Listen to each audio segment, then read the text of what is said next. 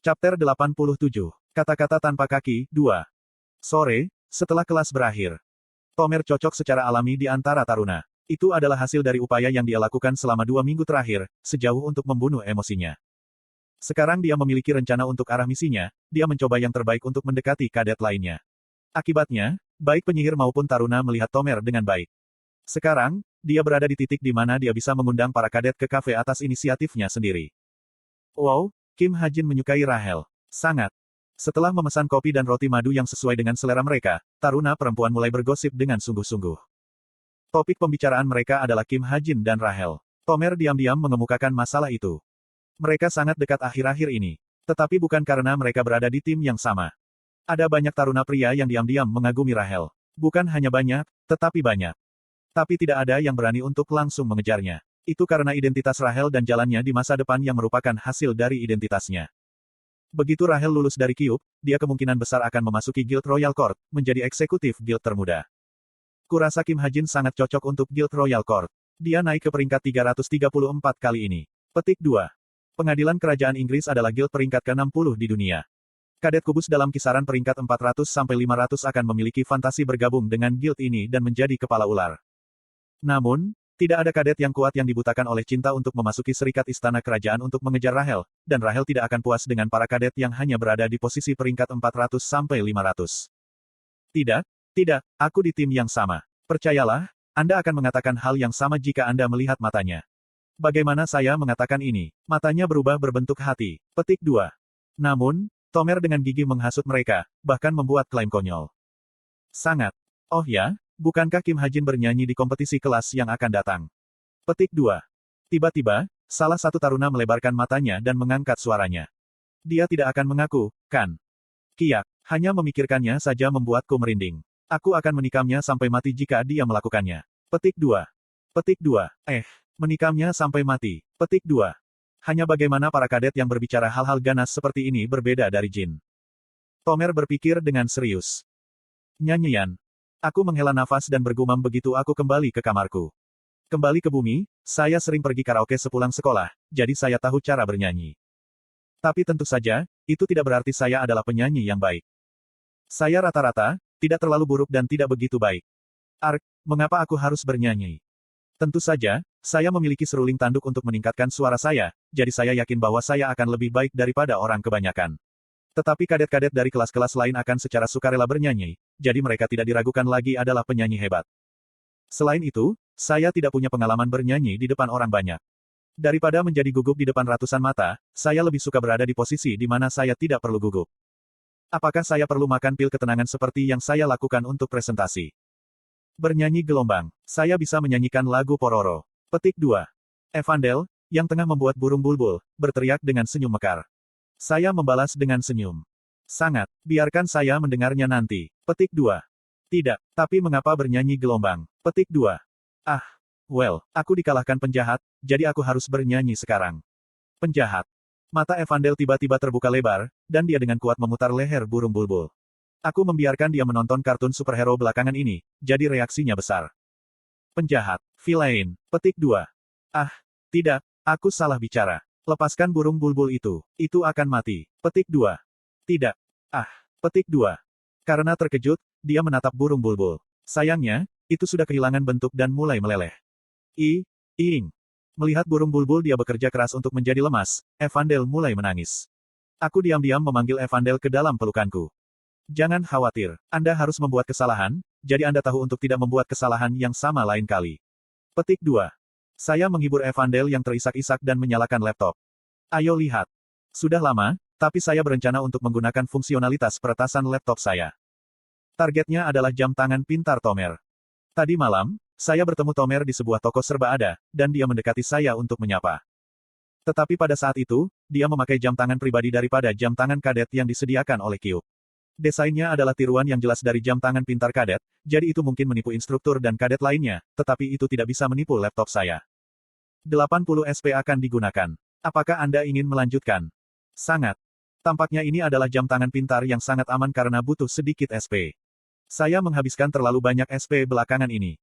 Saya menahan air mata saya dan mengklik ya. Tomer, kamu harus mengambil item selama kelas Rabu minggu ini. Itu akan membantu Anda dalam misi Anda. Saya akan memberitahu Anda detailnya besok. Orang tak dikenal telah mengirim pesan ini ke Tomer hari ini. Saya mulai membaca pesan-pesan lain yang tersimpan di jam tangan pintarnya dan datang untuk memastikan bahwa sasarannya adalah Rahel. Ah, pesan lain baru saja tiba.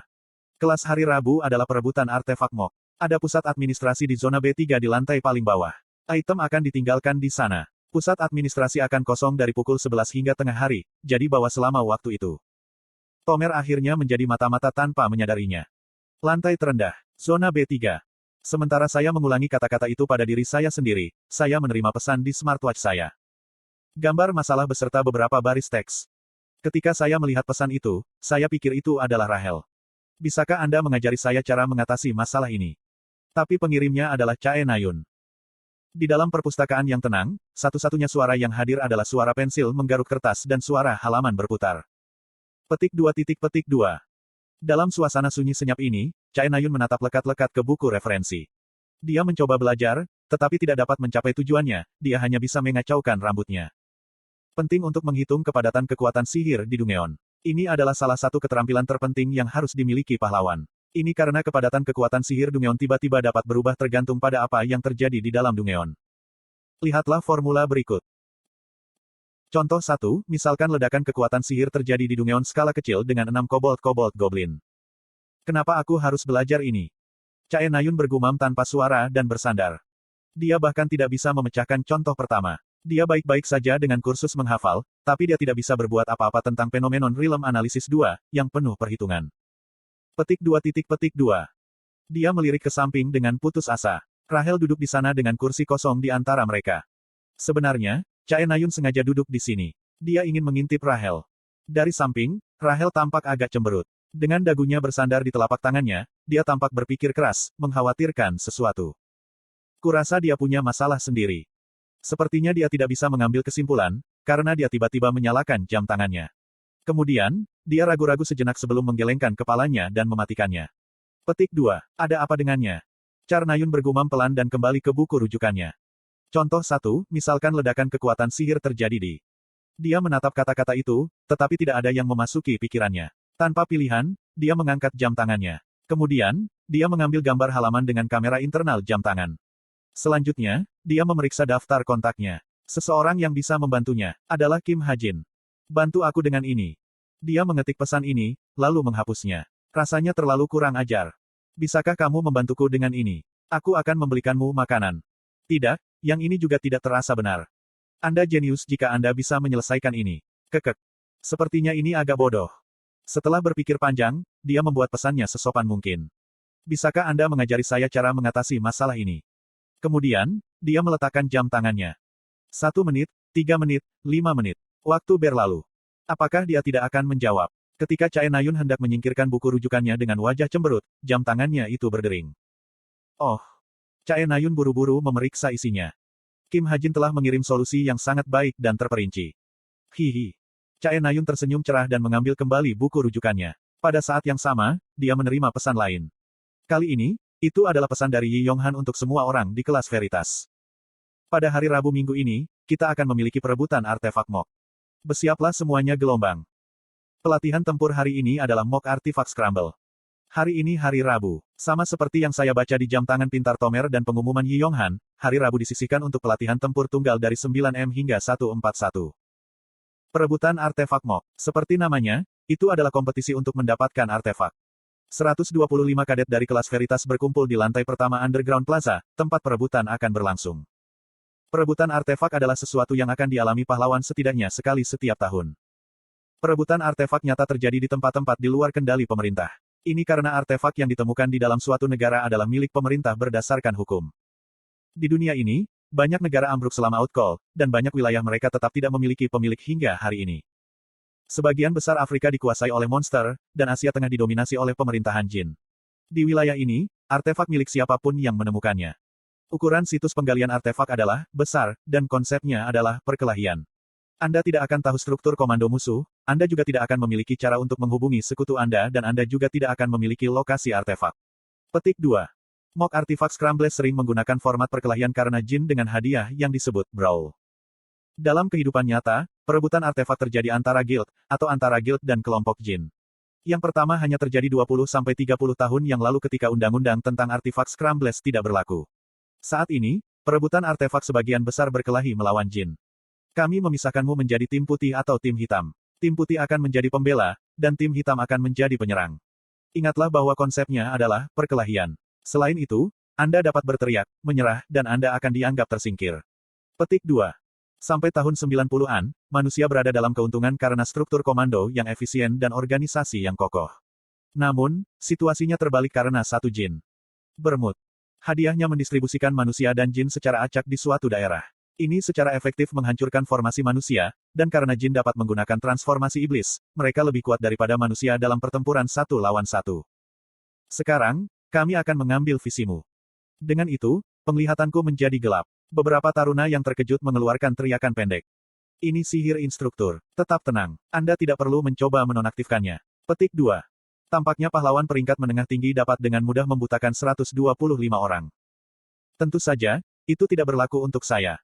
Ketika saya membuka mata, saya bisa melihat dengan jelas apa yang ada di depan saya. Kami sekarang akan memandu Anda ke lokasi yang Anda tuju. Situs penggalian artefak biasanya besar, memiliki beberapa lantai dan bahkan area perumahan. Kebanyakan artefak terkubur jauh di bawah tanah, jadi penggaliannya membutuhkan setidaknya 2 hingga 3 minggu. Meskipun situs penggalian berada di bawah tanah, itu tidak berarti bahwa mereka terlihat seperti gua atau terowongan. Karena teknisi dengan hadiah luar biasa, situs penggalian lebih mirip bunker bawah tanah futuristik. Hei, jangan menginjak kakiku. Ah, seseorang memukulku. Petik 2. Kadet dipimpin di bawah tanah bersama. 15 ditempatkan di lantai pertama, dan 25 ditempatkan di lantai 2 yang sedikit lebih besar. Cae Nayun ditempatkan di tengah lantai bawah tanah ketiga. Rahel juga di dekatnya, ditempatkan di balkon yang terhubung ke area perumahan lantai 3. Pertarungan mereka tidak terhindarkan. Sedangkan saya ditempatkan di sebuah ruangan kecil di lantai 4. Sayangnya, saya tidak dapat melihat di mana Shin Jong-hak dan Kim Suho akan ditempatkan. Petik 2. Tapi muncul masalah. Yoyonha ada di kamar tepat di sebelahku. Mempertimbangkan tata letak lantai, aku harus melewatinya untuk keluar ke aula. Selain itu, saya berada di tim hitam, dan Yoyonha di tim putih. Kami adalah musuh. Pada saat itu, suara nyaring terdengar dari speaker di atas saya. Artefak disimpan atau dipindahkan oleh NPC. Tim putih harus melindungi artefak, dan tim hitam harus mencurinya. Sekarang, kita akan memulai hitungan mundur. Semua pintu yang terbuka tertutup, dan penghitungan dimulai. 5, 4, 3, 2, 1. Begitu hitungan mundur berakhir, sihir yang menyilaukan menghilang. Saya memeriksa majalah pistol edisi kadet pelatihan saya. Kemudian, saya memeriksa koordinat yang saya butuhkan. Zona B3 lantai terendah. Aku mendengar suara di sebelah. Pada saat itu, suara Yoyonha terdengar. Aku segera berbalik menghadap pintu yang tertutup. Tak. Yoyonha berjalan maju, dengan sengaja membuat langkah kaki yang keras. Kemudian, dia mengetuk pintu kamar saya. Aku tahu kamu ada di sana. Apakah Anda di tim hitam atau tim putih? Sebagai catatan, saya di tim putih. Saya tetap diam. Yoyonha kemudian bersenandung dengan gembira dan meraih gagang pintu. Tidak ada jawaban. Saya berasumsi itu berarti Anda berada di tim hitam. Sangat disayangkan, Anda pasti telah menantikan kelas hari ini. Anggap diri Anda tidak beruntung. Pintu terbuka, dan Yoyonha muncul dengan wajah cerah. Lalu, matanya bertemu mataku. Petik 2 tanda seru petik 2. Dalam sekejap, ekspresi Yoyonha membeku. Bibirnya yang tersenyum gemetar, dan matanya yang lebar berubah kaku. Kami berada di tim lawan. Dengan kata lain, kami harus bertarung. Tapi untuk beberapa alasan, sepertinya Yoyonha takut berkelahi denganku. Teguk. Yoyonha menelan ludah. Tangannya gemetar samar, dan aku bisa melihat keringat di dahinya. Setelah konfrontasi singkat, leher saya terasa gatal, jadi saya menggerakkan tangan saya untuk menggaruknya. Namun, Yoyonha bereaksi aneh bahkan pada gerakan sederhana ini. Tetap menjauh. Apa? Aku memiringkan kepalaku. Kaulah yang datang padaku.